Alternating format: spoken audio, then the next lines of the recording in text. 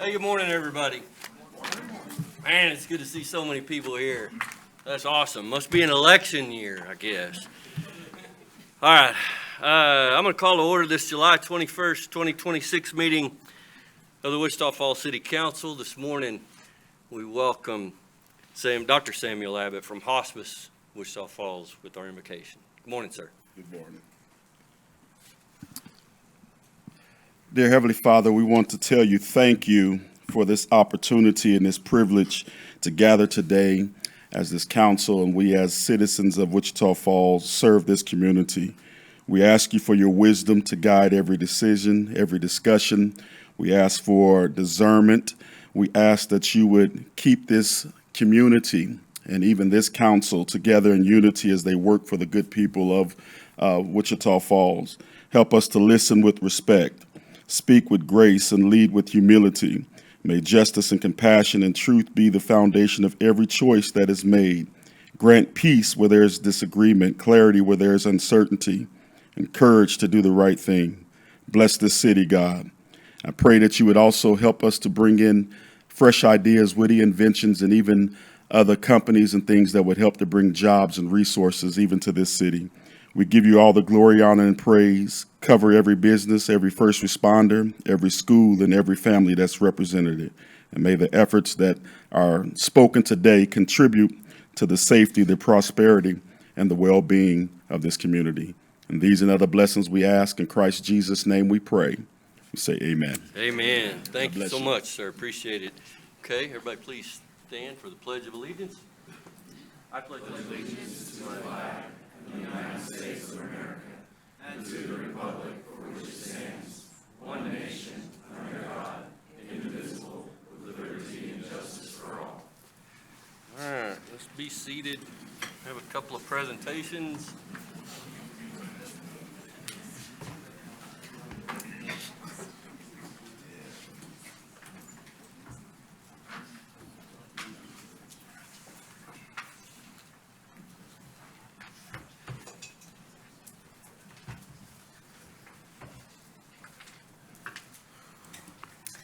Good morning. Item 4A is a presentation for Employee of the Month, Janice Bailey from the Street Department. Good morning. How are you? Yeah, good to see you. Congratulations. Did you happen to do a video for us? Okay, well, let's roll it.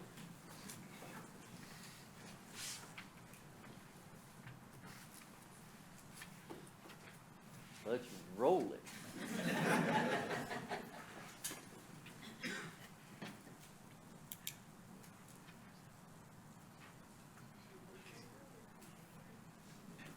There we go.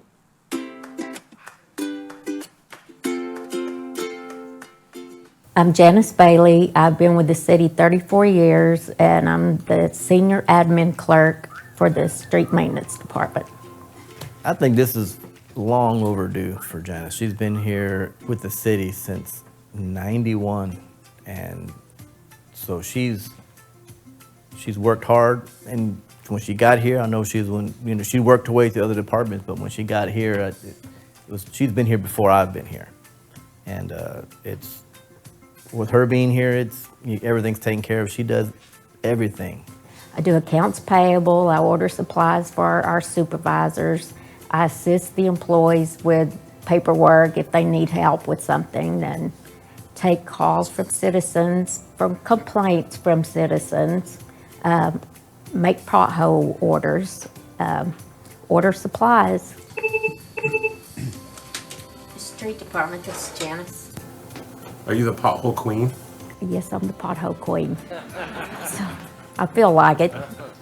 All the employees, she helps out if they have any questions for anything.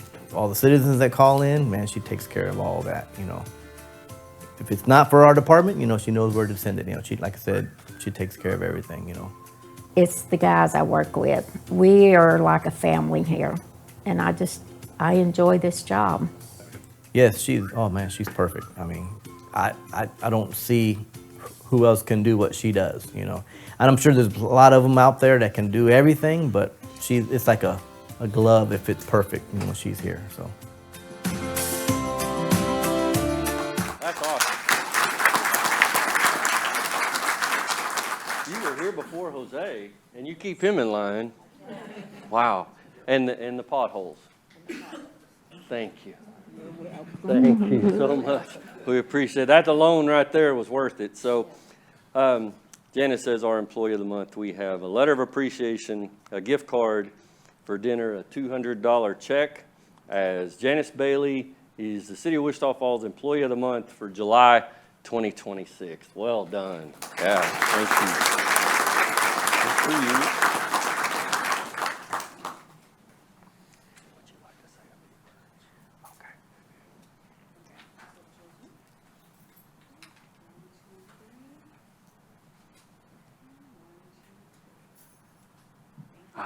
Thank you so much. We appreciate you more than you know. Item 4B is a proclamation for National Parks and Recreation Month.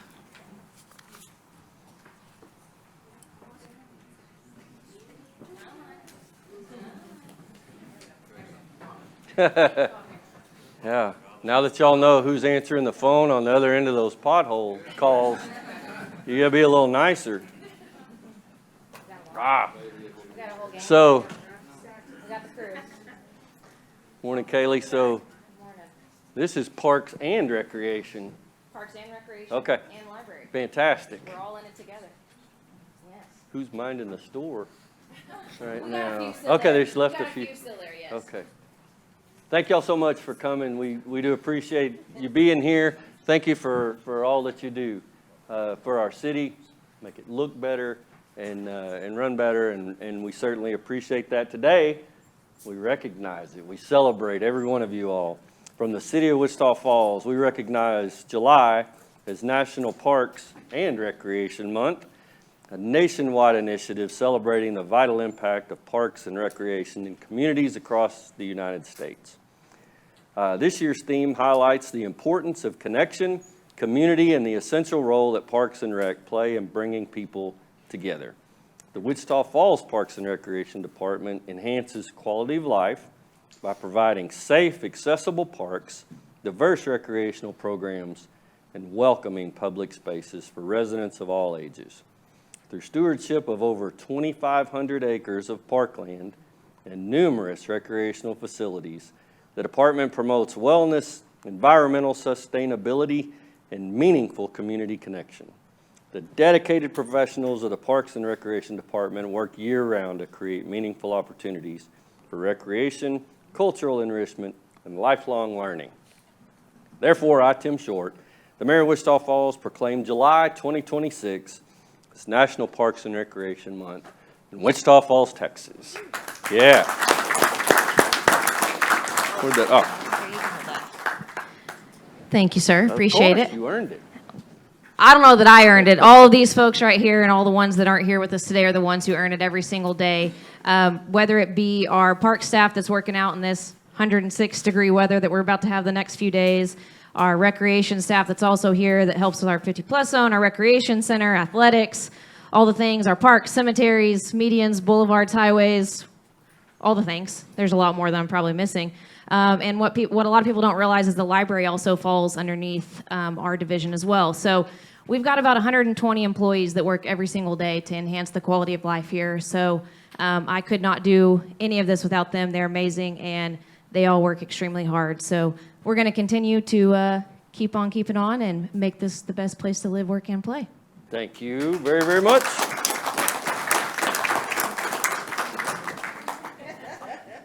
How are you? Good morning. Doing good. I think so. Can everybody see me? Okay, ready? 1, 2, 3. Okay, good job, guys. Awesome. Thank you all again very much. Get back to work. Thank you.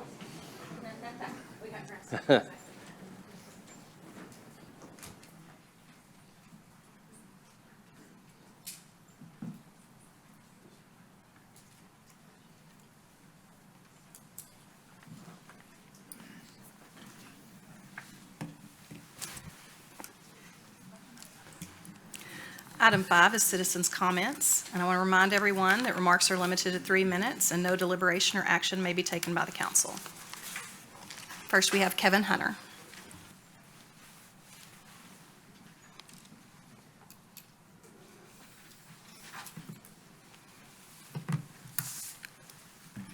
Kevin Hunter, 1647 Hirsch Avenue.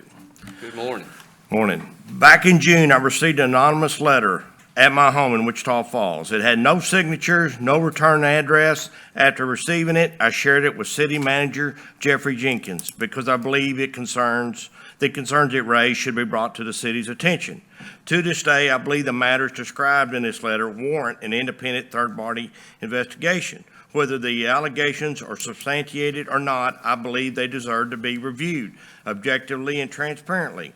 I want to be clear that the contents of this letter are not my own words, opinions, or allegations. I am simply presenting the letter as I received it so the City Council and public are aware of what was sent to me. With that understanding, I will now read the letter. Heard you at City Council meeting. Some things you may or may not know. John Burris was fired by now City Manager James McKitchy. At the time Burris was fired, McKitchy was the interim city manager. McKitchy has a long-term affair with now Airport Director Jenny Stevens. She was hired by Burris and gave information to McKitchy, which is probably part of the reason Burris got fired. An investigation needs to be conducted, confiscating phone messages and emails between the two. As for the Martin Bond, they are trying to cover up and appease him for putting the wrong fuel in his plane. If not, he would be suing the city for damages. Salaries have been increased for Stevens to take over the airport director, and they have also hired a man to run the operations of the airport, another salary plus an administrative assistant. Now that adds up and will be quite the deficit. McKitchy is over the airport making over $200,000 a year. He putting her in his position. Coincidence? Question mark. Stevens also worked for part-time for COI Office Furniture, which is the company that sold all the new office furniture that is going to the newly remodeled City Hall. Could this be a conflict of interest, as she probably received a large commission on the sale? McKitchy is surely fully aware of this transaction. Also, I would like to encourage whoever sent this letter to me to please provide more information. And oh, by the way, please vote for Scott Paynish. Thank you.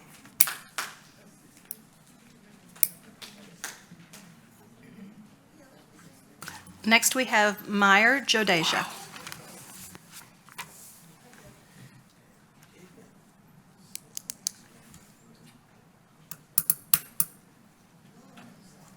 Morning, sir. Get your name and address, please. Meyer Jadeja, 2339 Tinker Trail. Good morning, Mayor and members of the City Council. My name is Meyer Jadeja, a resident here for the last 2.5 years. I'm standing before you all to address a critical breakdown in municipal code enforcement regarding aggressive door-to-door solicitors who openly disrupt our residential neighborhoods. This is a repeated trend in Wichita Falls. This past Saturday, my neighborhood experienced an egregious example of this. 2 individuals later identified as representatives for Vivint aggressively pounded on my door and repeatedly rang my doorbell, entirely disregarding a prominent 4-foot-tall no solicitation sign. It is deeply frustrating to be a tax-paying citizen who abides by all laws, invested in private property, and has a clear boundary like many of my neighbors, only to watch corporations violate our ordinances with total impunity. This excessive disruption visibly terrified my rescue dog and woke my wife out of a dead sleep between demanding 12-hour night shifts as a nurse at United Regional. When asked why they were slamming on my door and who they are, these individuals refused to identify themselves, a direct violation of Wichita Falls Municipal Code Section 26-98. The only reason I'm speaking on this today is because they terrified my wife. She woke up in a panic, checking her phone to verify my location and ensure I was home, because she knew she would be safe if I was there, and if I wasn't, she was going to call 911. No resident should feel unsafe inside their homes by aggressive corporate sales tactics. I contacted the police department, and Officer Hill responded quickly. Because these corporate representatives exploit state licensing loopholes under Section 1702 to bypass local city permits, Officer Hill addressed these operational violations. Astonishingly, the moment his patrol car cleared the scene, these individuals immediately resumed knocking on doors down our street. This highlights a troubling double standard.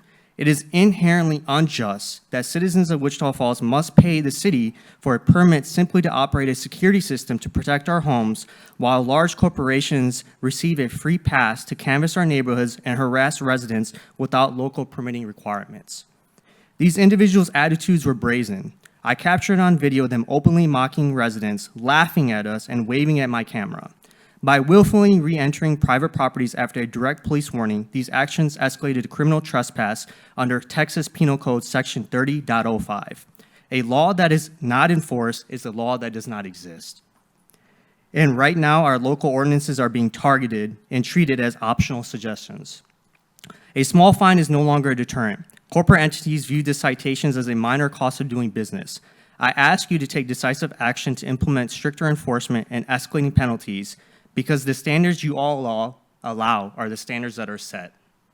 Finally, I want to publicly thank Officer Hill. His rapid, professional, and empathetic response demonstrated that no resident's concern is too small when it comes to maintaining public peace. Thank you for your time and consideration. Thank you.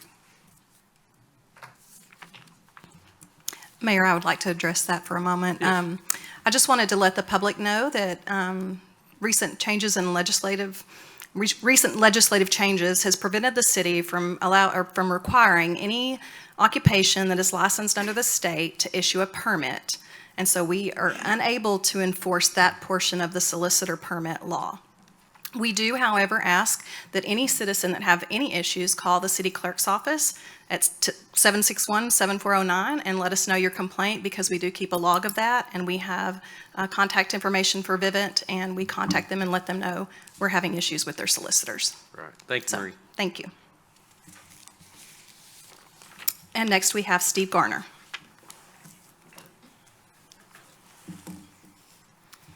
Morning, Steve. Good morning, Mayor, City Council, and City staff. Stephen Garner, 2806 South Shepherd's Glen. I'm here this morning because I want to recognize a couple of different things. First, the City Finance Department and the incredible operation that they have here, which is an award-winning department, and the city residents should be really proud of who they are and what they do. This department has been recognized by municipalities around the country. I'd like to recognize Stephen Calvert, who is the CFO and Director of Finance, and for what a wonderful job he did for the recent COs that were undertaken by the city. As a citizen, it's encouraging to me to see fiscal responsibility put in place. Those certificates of obligation normally are 30 years, and Stephen was given an option to look at 20 years. And what he was able to find out was that gave us a 50 basis point reduction in that specific CO, which was a savings to our taxpayers of almost $9.5 million over the debt service of that. That particular CO covered the finishing section of the hike and bike trail, and additionally the first phase of renovating the falls, and then the fire and police departments. But I'm really excited as a citizen that the city is taking such good care of those funds. And I'm a math guy, and the numbers just worked out great. I'd also like to notice or let the community know that the sales tax increase at our July Fort Lee Sales Tax Board was 9.2% over the previous year. The city has in place a new program for putting ready plans in place so that as those new sales tax increases are coming in, we don't have to wait 5 to 6 or 7 years to implement a particular local project. The city is now going to have plans and projects in place so that those that are fundable as we get these increases, for as long as we're able to see these, that these things are going to be taken care of in a timely fashion. And I want to thank Stephen, the department, and the city for taking such good care of their responsibility to us as citizens. Thank you. Thanks, Steve. Next, we have John Rashew.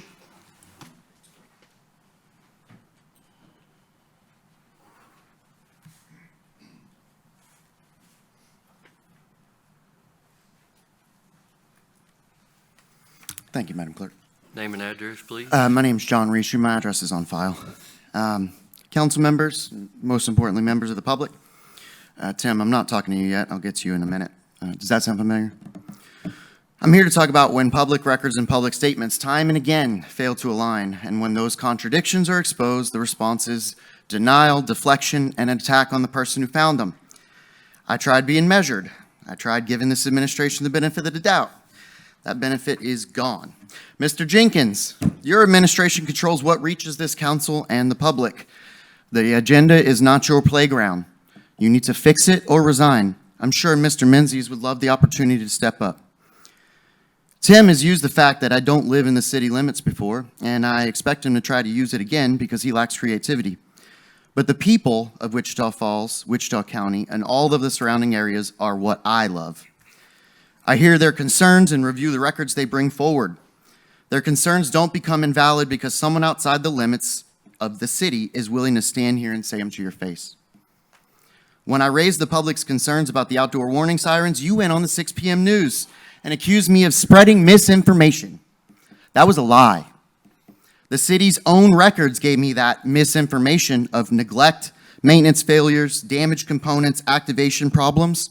But what's the most interesting part is that when it comes to the money to replace those warning sirens, my misinformation was used to justify that expenditure.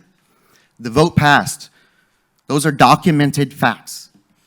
You didn't bother to correct the record. You attacked the person raising the concern. Same problem appears in the way you talk about TIF 3 board, that it hadn't met in 25 years, 20 years. Another lie. That's not the consequence of doing too much at one time. That's you giving the false impression that the zone sat completely dormant until you arrived and revived it. The minutes show TIF 3 existed. It collected taxes. It had board members. It held meetings long before you began presenting yourself as the person who brought it back to life. Meetings that were held as recently as 2019. That's not a board somehow emerging after 25 years of total inactivity. But you repeat a claim that makes you the hero of a problem the city itself created. Then, the Zoom video turned public money into a personal political content. It's obvious that you're using this misinformation for self-promotion. The warning sirens were not misinformation. TIF 3 is not your personal success story. Flooding is not a talking point. Public projects are not campaign props. Criticism does not become misinformation because it's inconvenient. And I will continue to judge this administration by its record, not by your misinformation. Thank you. And next we have Kathy Dotson.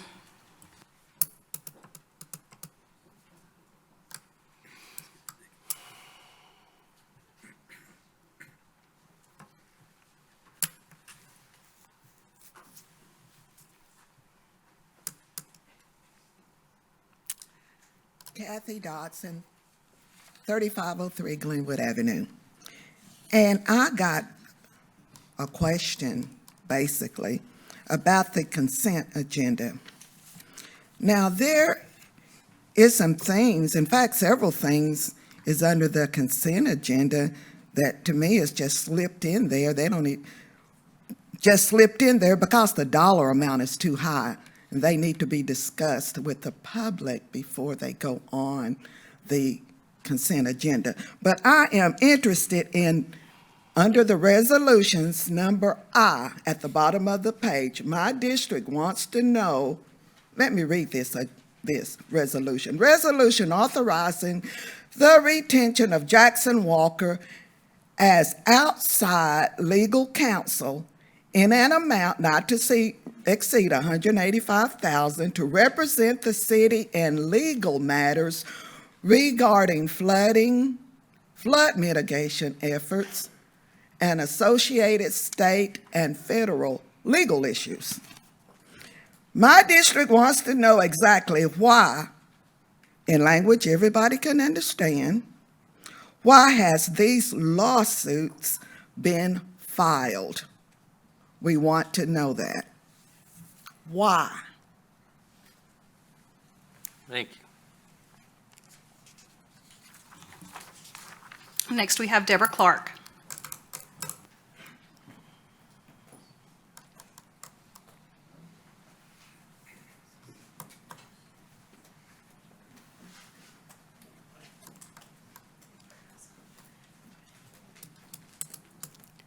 Morning, Ms. Clark. Good morning. Whoa, okay. I'm Deborah Clark, and I reside at 578 North Bryant Edwards Road in Clay County. Thank you for the opportunity to speak. You know, I just have to come visit you good folks every once in a while, right? The agenda for today indicates that discussion will take place in executive session related to conducting economic development negotiations and/or to deliberate the offer of a financial or other incentive to a business prospect, including but not limited to Oklahoma Union Power Station LLC. That's a bit dense and confusing. The reports in the Times Record News are more specific. One of those reports cites that in closed-door executive sessions, counselors will discuss the Oklahoma Union Power Station where a change in the water sale agreement has been proposed. Another article cites that Wichita Falls City Councilors will consider transferring the Oklahoma Union Power Station Lake Kemp Raw Water contract to Planton Investments LLC. This feels like deja vu. 3 years ago, this city council, in a different configuration, agreed to an amended contract with developers to sell water from Lake Kemp for the proposed green hydrogen plant. This decision, without public input or support, resulted in 2 town hall meetings that were citizen-led. The majority of those present at those meetings were opposed to selling water from Lake Kemp for industrial purposes. And we know now that that project fell through. But here we are again. Once again, this city council and city's leadership is selling water for industrial purposes that could be used for any potential future water needs of the city and its residents. Let me say it another way. The city council is asking, or telling its residents, to pay for a $550 million reservoir. By the way, 3 years ago, it was a $450 million reservoir. Pay for that reservoir when water that is already available is being sold for industrial use. In this case, a 1 million square foot data center requiring massive water needs. The people of Wichita Falls and its customer cities will have to pay $550 million in cost, plus debt service and ongoing operating cost for a reservoir to obtain 23,000 acre feet per year because the city sold 20,000 acre feet to an industry. In short, the residents are subsidizing the industry. We realize that Ringgold water would be fresher than Lake Kemp water, but desalinating the water would be cheaper than building a reservoir.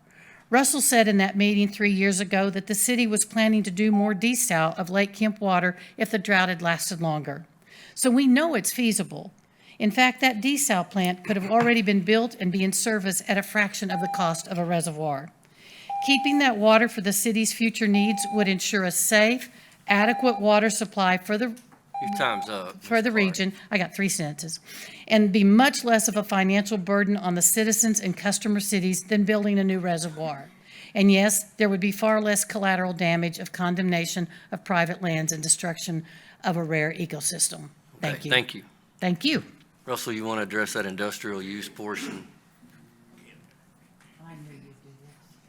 Thanks, Deborah.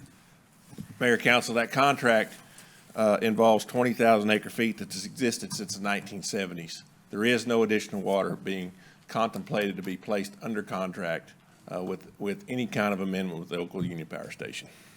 Right, thank you. Next, we have Crystal Washington.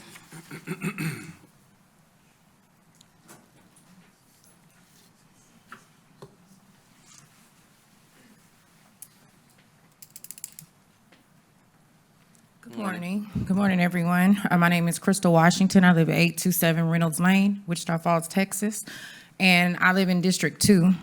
I've talked about all the different transparency, lack of, that you all have presented us. I've talked about justice for Victoria. We thank y'all for wrapping that up. We've talked about the flooding, and now I want to talk about the school. I want to talk about the health department. I want to talk about Booker T. Washington Elementary. Most of you all stay on my social media, but I have the pictures here.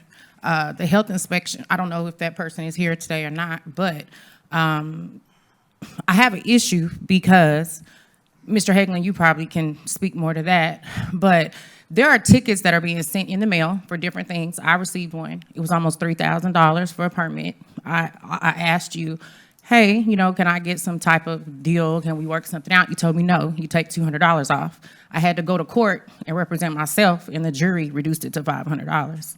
So I'm saying that you were adamant, you were specific. That should be across the board with everybody. So Booker T. Washington has a rat infestation. Mr. Mayor, I don't know if you know or not, so I'm really being genuine when I say this. I have pictures I can show you. I'm not speaking to you as an advocate today. I'm speaking to you as a parent.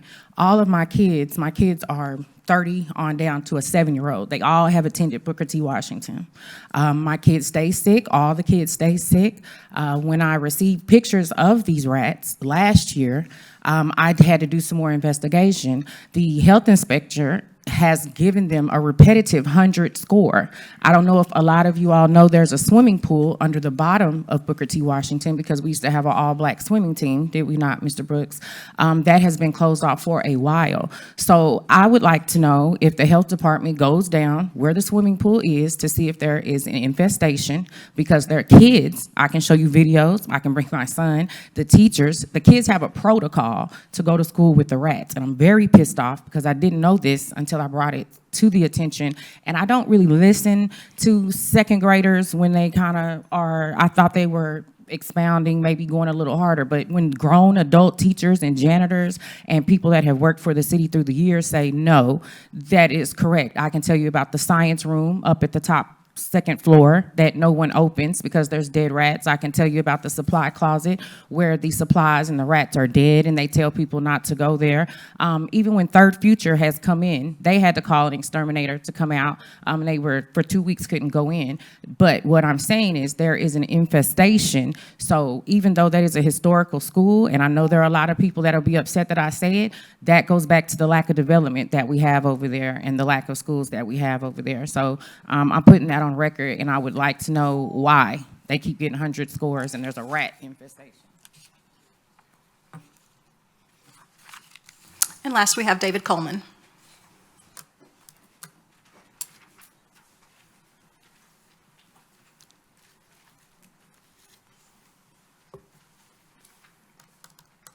Morning, David.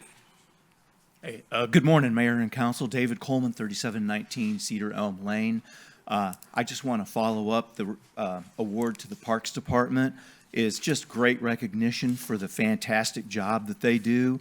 You know, the city looks great, and in particular, the Circle Trail looks wonderful, and it's a lot of work. It's an ongoing, never-ending job to keep the Circle Trail looking good, but they do a great job of it, and I just want to express my personal thanks to them for doing such a great job.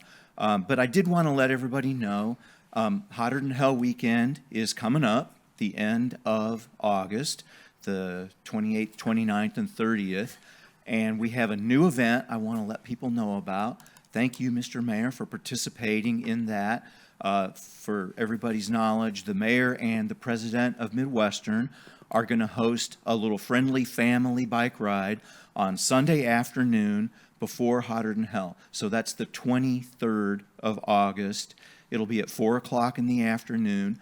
Midwestern is going to have food trucks there, snow cone trucks, and we'll be riding on Taft between Midwestern Parkway and Hampstead, just in front of the university, back and forth as just a family fun ride. And then the Midwestern cycling team is going to put on a demonstration of what a criterium race looks like. And these young people are fast. They are really, they're national champion athletes. And so it's going to be a lot of fun to see these young people zipping back and forth on Taft because they really do fly. So it's a fun event. We would love to see everybody come out and enjoy that. And thank you for your time. Thank you, David. Looking forward to it.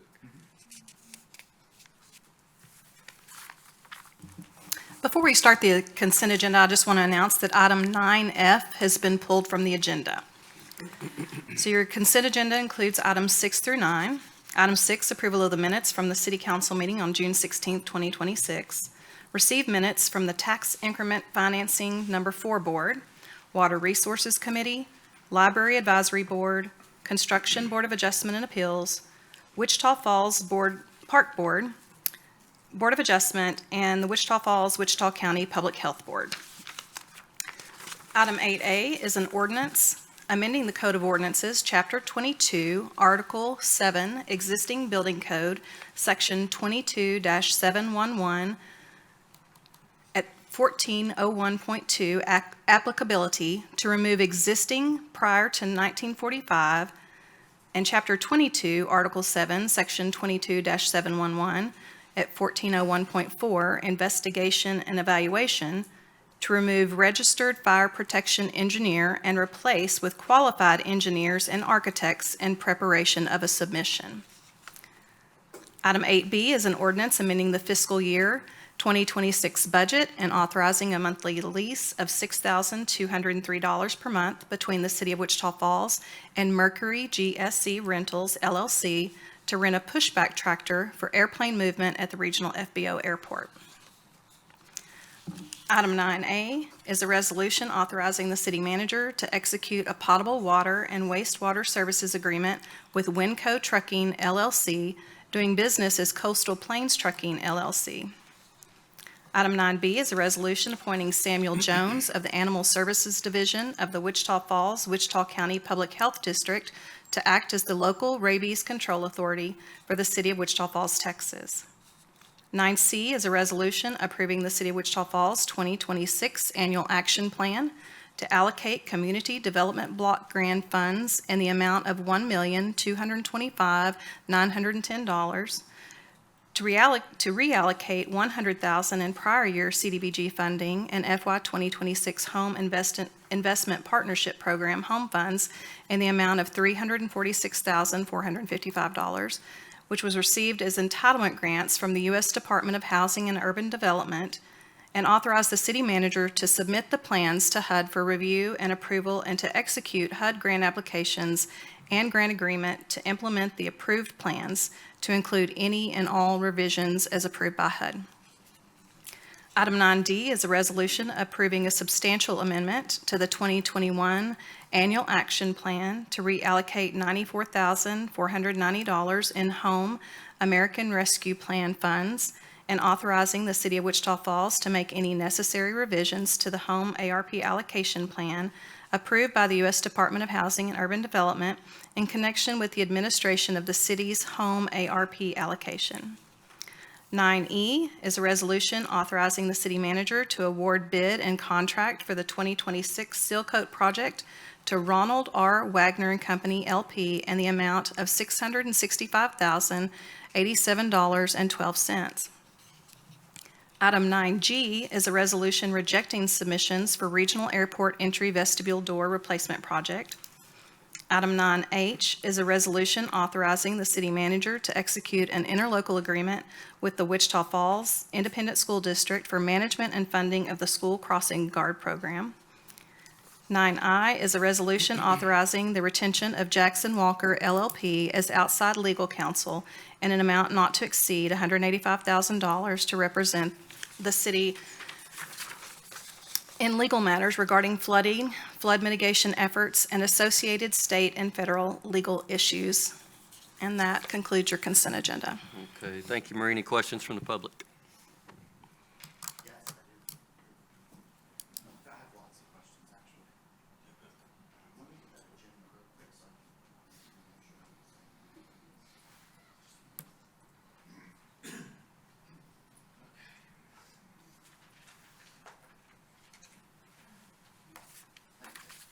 Now, I know I've already talked to some of you before this, because this consent agenda is absolutely insane. It's wild. I have never seen a consent, you can look back in your own records, and you will never find a consent agenda that is this packed with things like this. The fact that, okay, minutes, approval of minutes, great, love that. That can be consent, everybody agrees. What I have an issue with is the fact that, does everyone on this council board know why they needed to rent a pushback tractor? No? Okay, yeah, I didn't think so. I do, because I looked at it, but, you know, if all you see is that, you'll never know. Also, who knows why you know this one, so I'm not going to ask you this question, but for the CDBG funds, I'm not even opposed to that. I like that. But it's questionable that you would be willing to put on the amount over $1 million on a consent agenda. That's a little crazy. The ARP funds, the 94,000, that's another thing. This is just, I'm just going through numbers here. $665,000 for your seal coat project that you're going to consent to. How many people know what that whole project involves? How many of you on this table know what that project involves? Do you know what the conditions of the contract are? Do you know what it is if, say, the roads don't seal correctly and they have to be redone? Do you know how that gets done? No? Oh, because it wasn't in there. That's right. $2 million, y'all went ahead and removed that one, which was wonderful. The submissions for regional airport entry vestibule door, whatever, I don't care about that. This Jackson Walker LLP, amount not to exceed $185,000 to represent the city in legal actions.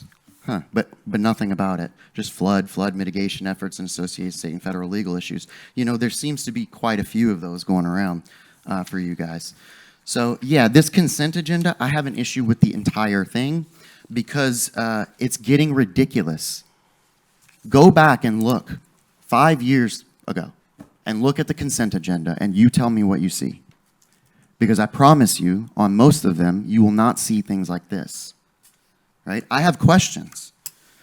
For your wastewater service agreement, 17 cents per gallon return to wastewater. Is it wastewater? Does anyone know? Does anyone know if it's actually wastewater? Because 17 cents per gallon, that's a great rate, and we would make a lot of money on wastewater. But 17 cents a gallon on sludge? Do you know how much that puts wear and tear on your water treatment facilities?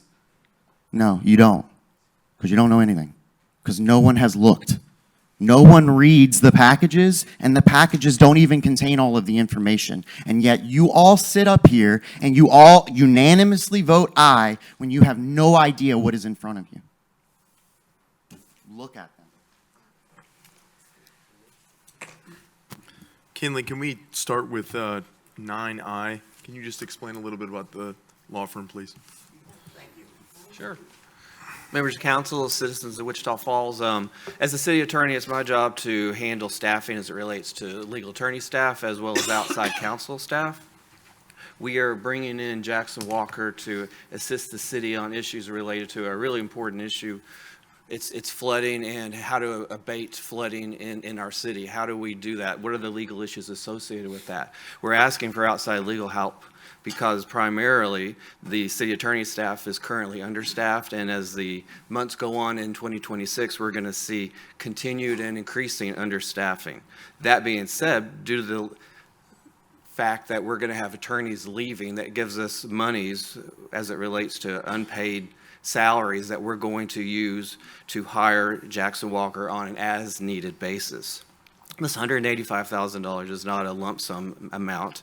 We're basically saying, as we need your help on some of these complex legal issues, we're asking to look to you to help us. And we're hoping we're not going to spend much money at all, but in the event we need them because of our understaffing, we need to have a firm who is qualified to assist us as we are currently looking for new attorneys to replace those who are leaving us. Thank you. And Russell, can you jump in and just talk a little bit about 9 Alpha and that water wastewater, please?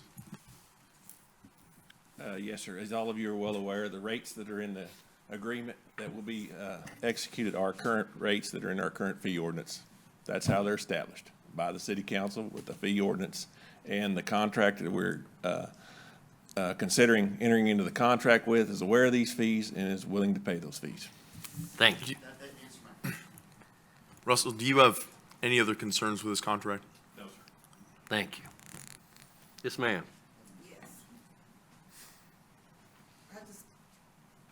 I just got one other question, and I understand what Kinley is saying. I do.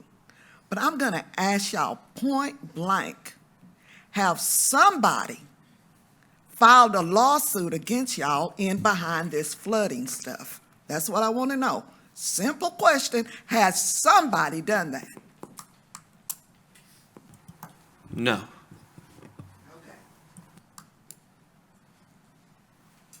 Yes, ma'am.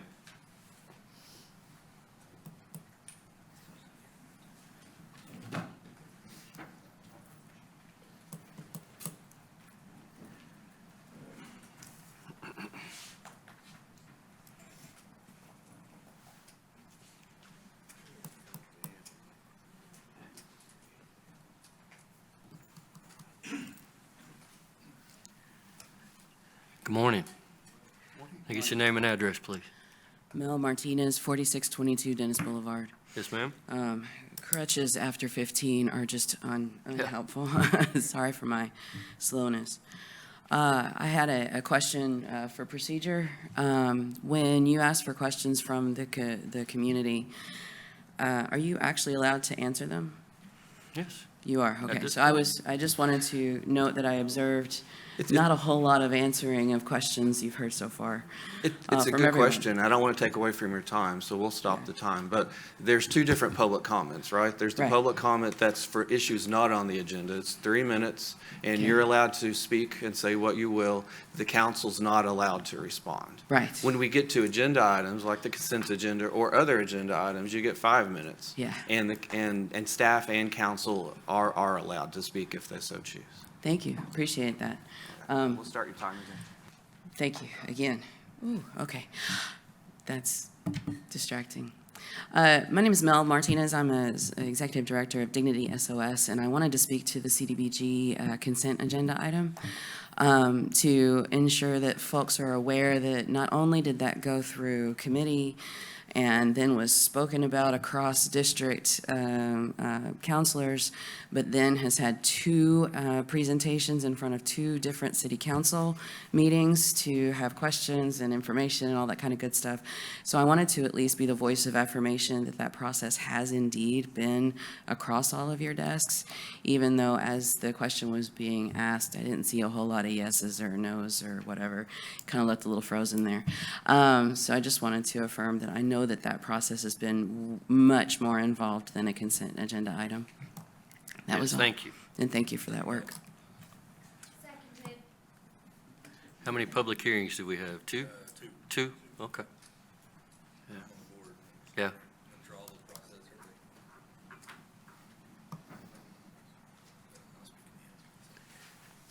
Okay. Anybody up here want to move anything from consent to the regular agenda? If not, I'm going to take a motion to accept the consent agenda as presented. All right, I got a motion and a second. All in favor, say aye. Aye. All opposed? That motion passes.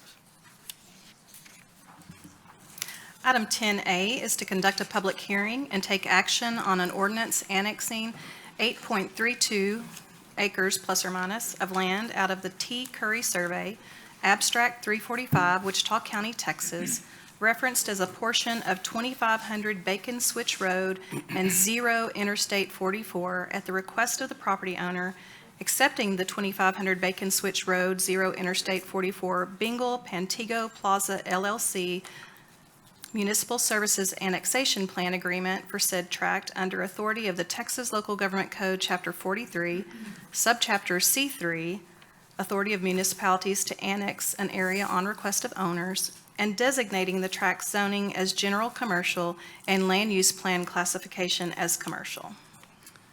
All right, we're going to start this public hearing at 9:19. Don't take it personally, Fabian, that everybody left when you got up here. Sure, didn't have anything to do with you, because this is great news, and I wish you could share it with more people. So maybe they're watching on their phone now. Maybe. Good morning, Mayor, councilors. So today, as Marie read that lengthy description, we have an ordinance by a property owner who's requesting to be incorporated into the city limits of Wichita Falls. This property is located at the northeast corner of Bacon Switch and I-44. So just to cover some of the legal authority here that the city has with regard to annexations over last 10 plus years, the state has really limited to essentially property owner petitioned annexations only. So staff met with the property owner, Mr. Pribin, part of Bingle Pantego Plaza LLC, in regard to development of about a 10-acre tract there at that northeast corner into a Convenience Travel Center. A portion of the property is within the city limits, about 1.7 acres is. However, a majority of the tract is outside city limits, 8.3 acres is outside. So after meeting with the applicant owner, staff advised in order for us to allow city services to extend beyond the city limits, annexation would be necessary. So here you can see the tract itself, followed with the boundary there outlined in purple. As I mentioned, the portion just south of that is within the city limits. It does have a general commercial zoning designation. However, the north portion is what we're requesting to be annexed into the city limits. Just to cover the timeline, so this has been a lengthy process. So it began with that meeting back in November of last year, followed by a plat that was submitted by the applicant surveyor, which was approved, then moved into the actual petition annexation, which we received in April. Then after working with the applicant on their annexation, we moved forward in June, with the actual beginning of that annexation process, which requires a lengthy notification process, the development of that services agreement that the owner has signed and agreed to, then presentation to the Planning and Zoning Board as well, to help speed up the process and recommend a permanent zoning designation, where our default zoning designation for annex properties, single family one, we wanted to help kind of speed along the process, meet the needs of the developer as we move this project along. So through June, we distributed all of those notices to any vested party. That includes, all the county offices, the school district, Burke School District, volunteer fire departments, EMS. And then we were ready for any kind of feedback. We posted signs out on the property, posted legal notices in TRN as well. Had that Planning and Zoning Commission meeting just this past a few weeks ago, where the Zoning Commission recommended that general commercial designation as well, which leads us to this point where you'll be hearing this ordinance and making a decision on this ordinance. So the site itself, many of us, I'm sure, are familiar with the old Alamo fireworks stand there at the northeast corner. That's the site of the proposed development. Here, just a couple of photos just to kind of give you some perspective on the property. So it's a pretty lengthy tract that runs along the frontage of I-44. And here we can see some of the zoning designation and the city limits boundary. So as I mentioned, currently the portion that's in the city limits does have a general commercial zoning designation, along with some of the rest of the frontage just south of it. The commission and staff felt that it was appropriate to continue that zoning designation. But with that, staff asks for your approval and recommends, along with the Planning and Zoning Commission, approval of the ordinance annexing 8.3 acres into the city limits, as well as approval of the services agreement and that permanent zoning designation as general commercial. And our applicant is here and available for any questions if you have any. Okay, any questions up here? No? Questions from the public? No, very good. Oh, I'm sorry. Could you define? come on down. It's okay, we can't hear you on the recording if you're not Sorry. We can't hear you. Get your name and address. Leilani Barnett, 5697 Blackstone. I just wondered if you could define what a convenience travel center is. I just wanted to make sure that's not really going to be a spot for a man camp. That would be a different. Sure.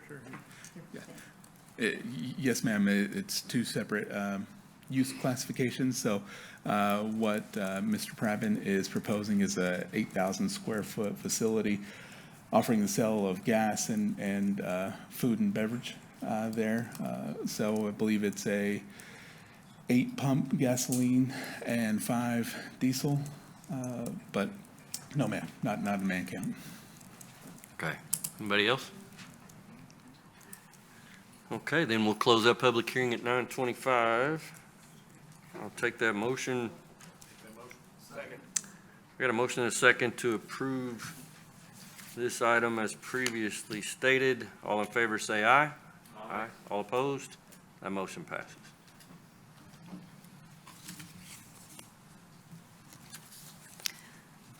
Item 11A is a resolution authorizing the submittal of a grant application to the Texas Parks and Wildlife Department for the Local Parks Non-Urban Outdoor Grant Program. Good morning again. Hey, good morning. Kaylee, I get a motion? Make that motion. Okay. How are you? I'm just great. How are Good. you? Great. Alrighty.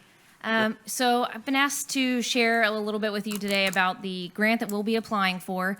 So whenever we were first looking at grants, we were kind of trying to decide, which grant specifically with Texas Parks and Wildlife do we want to go after, and then where do we want to go after this grant? And so Madeline and I, our grants coordinator, we kind of got together and started looking at various sundry options across the city based off of what you can apply for within this grant. And one of the parks that stuck out to us was Jelonic Park. I made sure that we coordinated that with even our MLK Center coordinator, Mr. Mike Davis. He had some really great ideas about this area as well. As you all know, Jelonic is where we have some really great community events like our Juneteenth event. We've also got our Camp Sunnyside multipurpose center there that is rented out very, very often for family gatherings and things like that. And so we just really felt like Jelonic would be a great place to go for this grant, to enhance the amenities that are there, to really continue to bring these wonderful community amenities to this area. So just a bit of a overview of what this Texas Parks and Wildlife Local Parks Non-Urban Outdoor Grant, it's a mouthful for a grant. It is for populations under 500,000, so that's obviously where we fit in. And eligible projects fall in the category of construction of hike and bike trails, playgrounds, sports fields, kayak launches, pavilions, native landscaping. It's quite a few things that kind of fall in this umbrella that you can do in specific park projects. The application deadline is August 3rd, so that is why we are here today, so that we can go ahead and get approval to go ahead and submit for that by that deadline. And it does require city council authorization before we can submit for this grant. So there is paperwork that directly has to have you guys' approval before we can submit for that. So proposed improvements. We really want to make this, like I said, a place where the community feels like they can all come and belong. So one of our proposals in this is going to be a new fitness playground with a new swing set area. As you can see here on the image, fitness playgrounds are kind of the up and coming new fun thing. And this actually works best for those teenagers that we don't typically target whenever we have those playgrounds and things that work for 5 to 12-year-olds. These types of fitness playgrounds are really for that 12-plus age group. And so, Councilman Brooks, if we get this, we'll go on a 40-yard dash. You want to try it? I mean, I'm ready. You might beat me, but, we'll try it. And so fitness playground would certainly be, and this is obviously, these are just examples, but this would be something that we'd be looking at as something along these lines where we really get the full enhancement of a large fitness playground out there. A new restroom facility, and make sure that we have a place where everybody can come and feel safe going, and using our public facilities. And then we do currently have the small children's playgrounds that is there. But this would be to renovate that small playground. So you're also still capturing, your 2 to 5-year-olds and your 5 to 12-year-olds. But then the older group still has a place to go on that fitness playground. And the adults have fun on it too, just saying. So our project funding action right here, these are the pictures that you can currently see. So that's the existing restroom that is out there. We like to call those our spaceship bathrooms.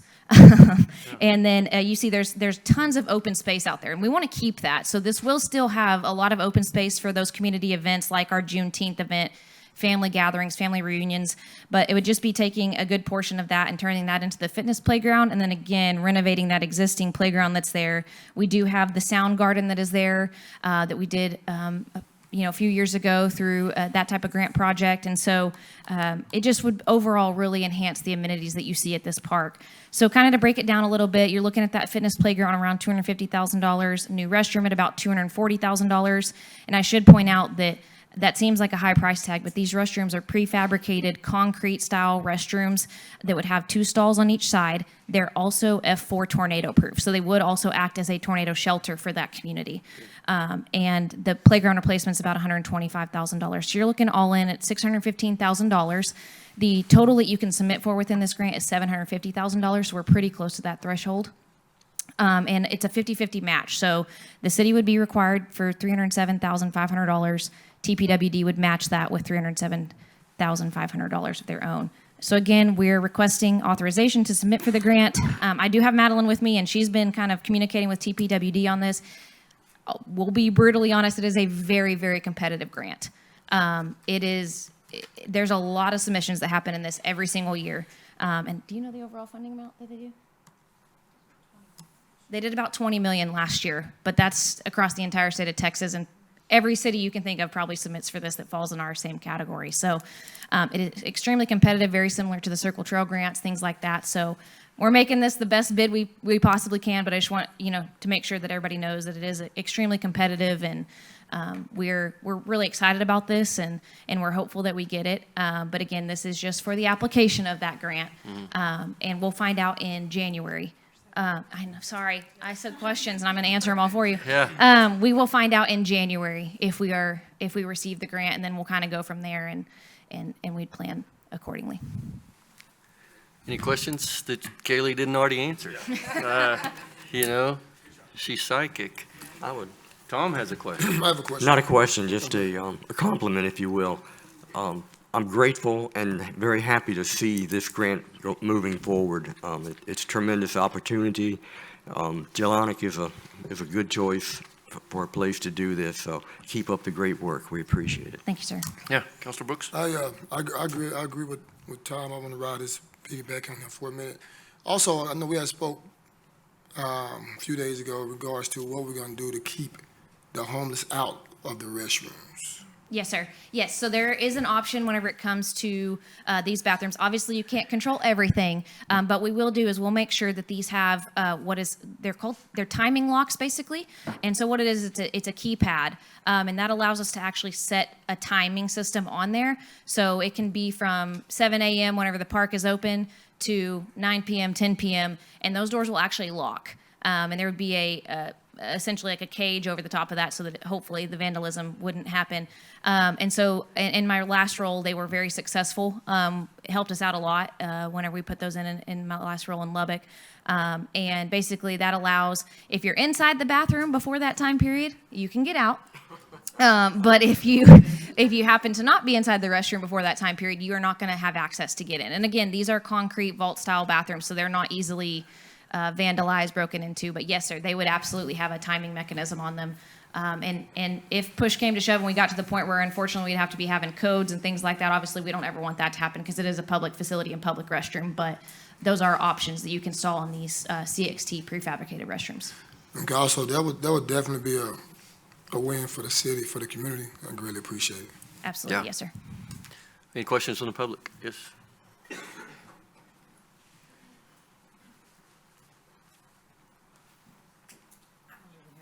Questions. I do have a concern. So the fitness gym or the actual metal or whatever it is that makes those, is that the same one that's in O'Reilly Park? That is the heavier fitness? Sure. It's a little, I mean, it's the same exact principle. It's kind of the same powder coating, all the things that you use in all other playground, but typically this is a little bit more, most of them have like net climbers, rope climbers. Think of kind of American Ninja Warrior style obstacles. Right, the picture you just Correct, yes, but it'll be those same type of materials. So they are weather resistant, they're very strong. They're not, I guess the wording is it's outdoor fitness equipment, so it's meant to withstand those same type of things. So it's withstanding the weather. Yes, But ma'am. what I'm saying is from seeing the kids play on that, it's not conducive, that playground, I'm not saying that's a bad Sure. thing, but I'm saying that specific playground is too rough for the little Absolutely. kids, and the 12 to 15-year-olds are not playing on that. You're They're correct. gonna run and. Yes, right. So these are, the materials that are used for this are more for that 12 to 15-year-old age group. So it does still, the fitness equipment is installed at O'Reilly is meant for adults.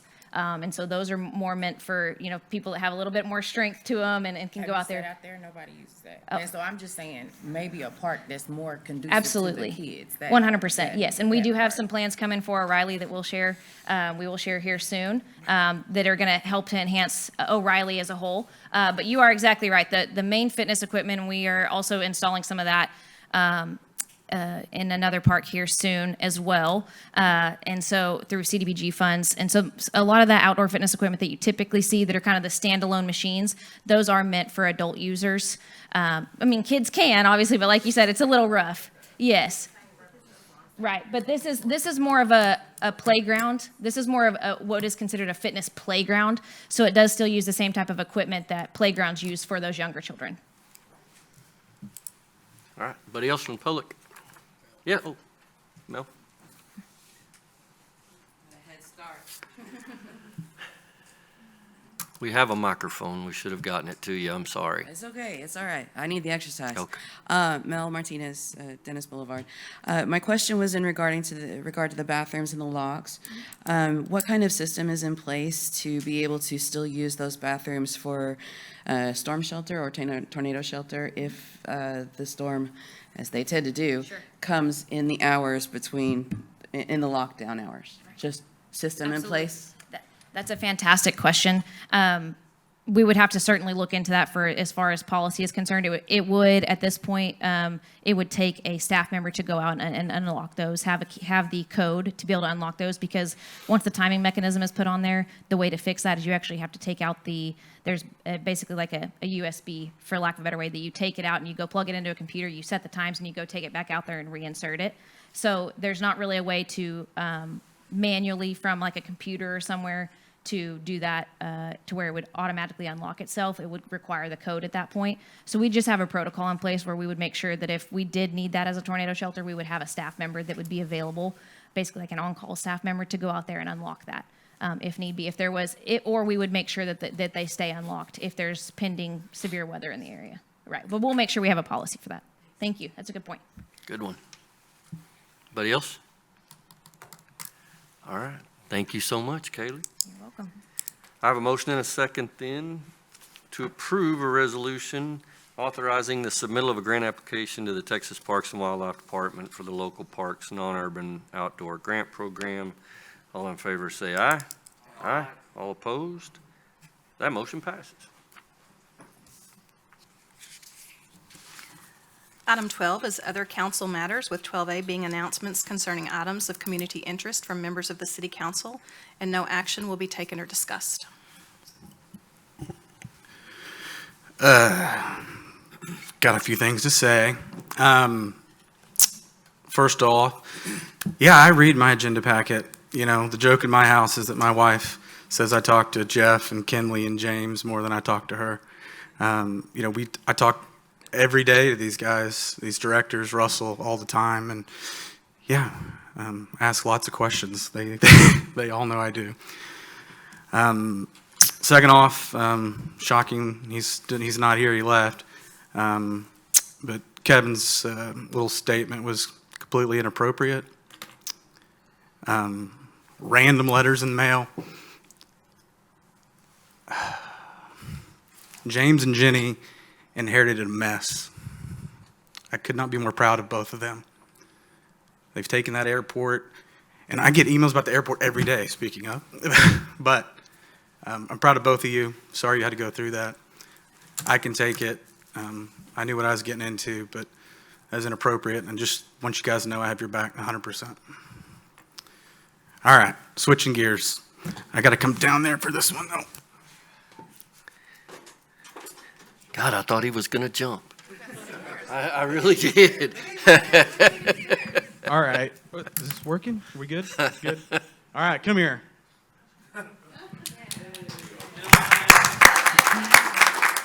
So this is Dylan's last council meeting as a member of KFDX. So I got to know Dylan really well during my campaign for when I was running for at-large, and we became friends. And I just, we're used to having reporters come and go in this town, being a small community, but Dylan is one of the ones that actually became a part of our community all his volunteer work. He had a booth at Art Walk. He was Big Brothers Big Sister, Dancing with the Stars judges. So I just wanted to give you this challenge coin to remember us by, and thank you for everything you did. Absolutely. Okay.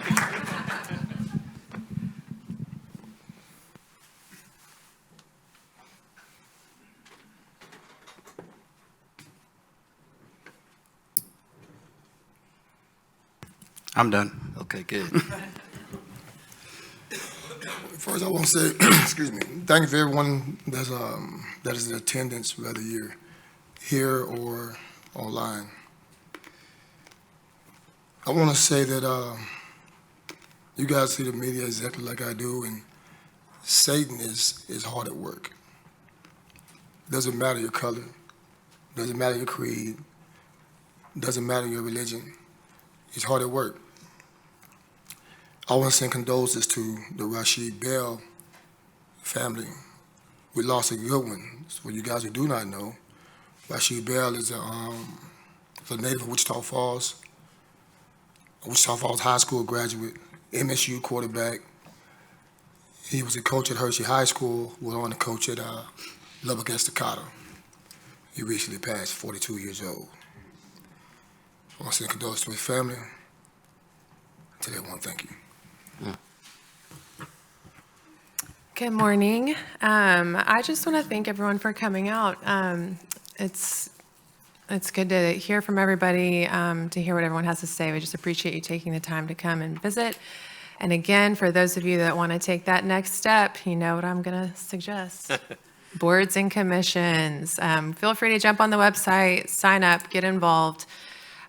Get those applications in, and then there's also Citizens Academy, so you can learn how this, I always get big shout outs in the back for that, how our community works, how this government works, because there's so much that goes on behind the scenes. So thank you all. Have a great hot week. Stay hydrated and find some shade. You sure? Okay. You're up, Tom. Okay, we'll give this a try. First of all, great thanks to the staff and all the work that they have done.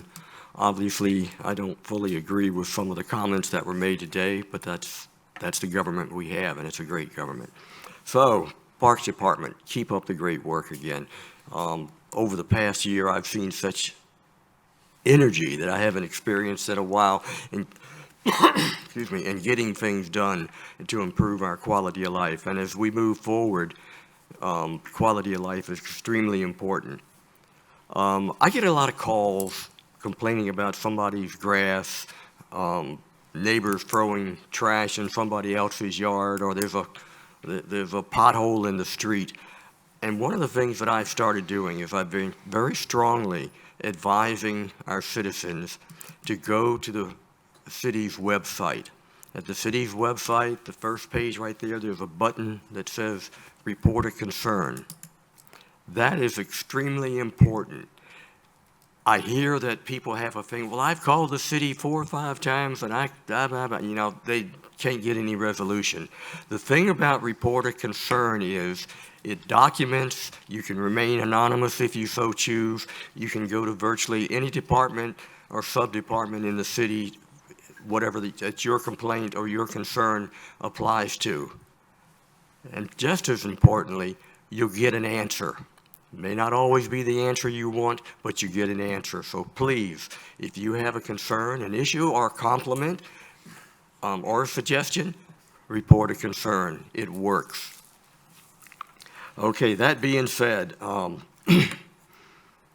door to door, that was one of my neighbors and friends who spoke earlier. Again, I would say, just like he did, if you feel threatened or the person's behavior is not appropriate, call the police. They did respond and they will respond. And let our city clerk be aware of the complaints that you have, because the only way we can get ahead of this and perhaps improve the attitude of some of the door-to-door salesperson is to report it. The law, the last couple of days, I've done a lot of reading that the city clerk provided me, and yeah, the things that he said, That's accurate. That's the law. It changed in 2023, I believe, is actually when it was. So if you got a problem with door-to-door salesmen, go back to what I just said a minute ago. Report a concern. If necessary, call the police. And that's all I have. Thank you. All right. First of all, thank you to everyone that came out last night for my 11th town hall since the beginning of 2024. I'm still solidly in third place behind Councilor Brooks and Councilor Taylor for attendance, but that's okay. So October 19th, I'll do another one at 5:30 p.m., again at the Thomas Fowler American Legion Post 169 at 4615 Lakeshore Drive. Also wanted to mention that Saturday, we're on year 4 of working on East Lawn Cemetery. So the East Project Network Committee has put that together again. Our friend Shannon Jackson, we're going to start Saturday morning at 8, get that cemetery in much better shape than it was when we started a few years ago. And the last thing I wanted to mention was over the weekend, overseas, we had 4 U.S. service members that were killed. And, you know, a lot of times in our day-to-day lives, we sometimes take things for granted and we forget what people are doing to keep us safe and to allow us to have these freedoms. So just remember what they're sacrificing, remember what they're putting on the line so that we can have these freedoms, and let's live lives worthy of their sacrifice. Thanks. Thank you, Mike. Well, it's an election year. It's probably going to get worse before it gets better, unfortunately. Dylan, really proud of you, young man. Good luck in Abilene. We go down there and visit with them, and then we'll see you then.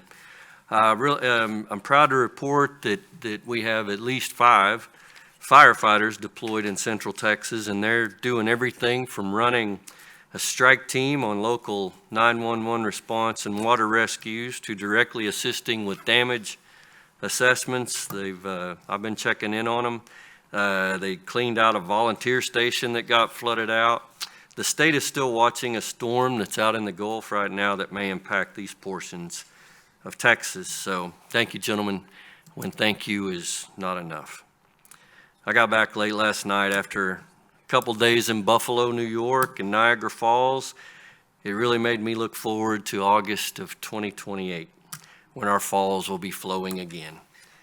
We're definitely inviting that mayor and the city leaders of Niagara Falls in the Today Show to see if we can recreate like the original opening of the falls was. So I think County Commissioner Mark Beecham is working on the Sioux Falls mayor and staff to get them there. They have a beautiful falls in their city. So maybe we can, David, maybe we can coordinate that with Hotter Than Hell. We'll have to see. So again, congratulations to our Employee of the Month. Janice got back. That is our pothole queen.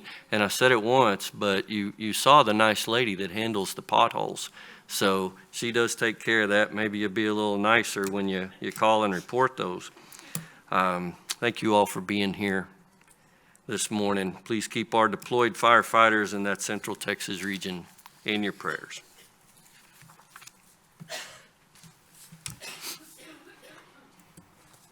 Item 13 is staff reports, and we have a city manager update on the fire department wildfire mitigation work, the police chief search, and the impact Fourth in the Falls naming rights and conventions. All right, morning, Mayor and Council. I want to give you a couple of updates and updates to the public. The fire department, just wanted to recognize them and the members of the team. We started this wildfire mitigation program over the last couple of years, and they're currently working on Tanglewood Unit 1 wildfire mitigation project using funding through the International Association of Fire Chiefs Ready, Set, Go program. We were awarded $12,500 with a City of Wichita Falls match of $625, and the grant helped fund wood chipper, other mitigation efforts, equipment, and also helped offset the cost of the personnel cost. So the crews are working fuel breaks along the neighborhoods of Ridgemont Drive, Judy Circle, Valley Ridge Road, Willowick Drive, Bluffview Circle to reduce wildfire risk, improve defense space, and to enhance firefighter access adjacent to residential homes. Just an overall good project. Personnel involved, of course, Jared Burchett, our wildfire and all hazards coordinator, Captain Casey Ramsey, Captain Travis Skelton, Captain Dustin Carlton, Lieutenant Derek Bachman, Firefighter Dalton Class, and Fire Equipment Operator Patrick, hopefully I pronounced this right, Skillstad. Once complete, the project will improve community wildfire resilience and provide increased protection for homes, residents, and critical infrastructure in a high wildfire risk area. So as we're going to continue doing these over the years, but it's great to see kind of a first step with this project. All right, second one I have is a police chief search. I think we've got a great group of finalists. We have 4 finalists for the position. We have Captain Kevin Fulmar, Wichita Falls PD, Captain Jonathan Lindsay, Wichita Falls PD, Assistant Chief Carrollton PD, Victor Humphrey, and Burt Burnett Chief Donald Miller. And I believe all 4 have the ability to build community relations and are problem solvers. So they've invited, of course, for the finalist interviews. And interviews will be on July 28th throughout the day. We'll be interviewing them. And I noticed online there was questions about how does appointment work, the process. For the appointment process by civil service rules and our city charter, the city manager has the authority to appoint the police chief. So I'll appoint the police chief. But by civil service rules, council has to confirm or reject the manager's choice. So that's how the process works. So at the earliest, one other minor update, I will not make a decision until at least August the 4th. I'm going to let it settle in a little bit after we do the interview process. And then once selected, depending on the timing of the selection, the confirmation item could be on the August 18th or September 1st agenda, just depending on the timing. The last one, I'm also very excited about a few updates about MPEC and Lindsay and all of our outstanding team over there. So 4th in the Falls, how many all enjoyed that? Did you see the hand? Oh, okay, all right. We got some. As you know, we brought in drones this time around. This was some of staff's idea to do this, and aerial illumination with the contractor. And for this show, kind of wanted to address it. It still went off, but had a few little challenges. They ordered new drones for our particular show, and the manufacturer of the drones forgot to configure them to the company's license. And so, unbeknownst to them, they didn't know that. And so that's why they were having issues syncing up at the event that day. And then there was also a little bit of communication breakdown. They had a affiliate pilot company that was running the show, and the drone show contractor, they were having some challenges communicating. And they've used this pilot, I guess, many times, but they just weren't communicating well when they were having that issue. So we apologize for folks that had to wait around or miss parts of it. This is not a common issue, what happened apparently. In fact, they said they'd never had this happen. And they had 22 shows in other cities, and ours was the only one that had an issue, so that was unfortunate. But the positive note is, long story short, they've told us they'll give us a free show next year, and we've asked them, hey, we would like the prime team, to be the leaders of this show coming up. So very exciting. Another one, again, this is about our innovation we always talk about in culture, and what else can we do and not just let things happen, how do we make them happen? So currently on the city bid page on the website, there's an RFP out for the naming rights for the MPEC, the entire complex. So this would not, so I can just correct folks, so it wouldn't change the name of K. Yeager Coliseum, Ray Clymer Exhibit Hall, or J.S. Bridwell Ag Center. What we're talking about is the naming rights for the entire complex itself. So it opened on 7/19 and closes on 8/14 at 4 p.m. if anyone's interested or any company's interested in going for those naming rights. This is something, naming rights wise, you see this throughout the country. It helps generate revenue to support the facility and shows. One of our goals is to use this to increase show activity or further build partners to assist with getting more shows and interest. So for an interested company, a couple of points. Naming rights provides a powerful platform for increasing brand awareness, promoting services or products, strengthening a company's position in a competitive market, and it's beyond traditional advertising. So we hope that somebody takes a lot of interest. Some of the ones we've seen, several 100,000, is maybe the likely generation of revenue. But again, we want to reinvest that in the facility and shows. And then lastly, conventions. We've had our sales team has done an outstanding job over there at Impact. Kind of an update. It's starting to build, and we're getting more and more conventions. We actually had a traffic jam one day not too long ago in downtown with all the people going out to lunch. So so far this year, completed and scheduled conferences for this year, we've had 16, which that's a great number. We have, in comparison, 2025, we had 9. In 2024, we had just 5. And then already on the books for 2027, we have 10. So we're not even into 2027, but we've already got a good, healthy amount. And we had about 21 days where our food services, they basically didn't take a day off for 21 days. They were working different events. So that's outstanding work by them. But great work by the team. Overall, this helps our economy, our local businesses, and also our tourism industry. So great job to the Impact staff. And that's all I have, Mayor. Okay. So before we go into executive session, any public comment on our upcoming executive session? Okay. So it's 9:56 on July 21st, 2026, and we're going to adjourn into executive session under Government Code 551071, 072, and 087, and then we'll be back.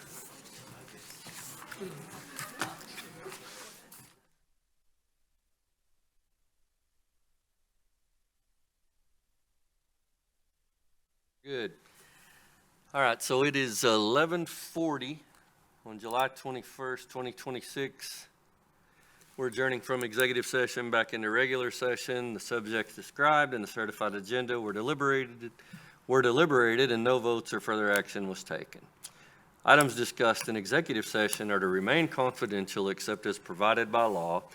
No council member, staff member, legal counsel, or any other person present may discuss or reveal the proceedings of an executive session to persons not present during executive session. There's nothing further before this council. We are adjourned.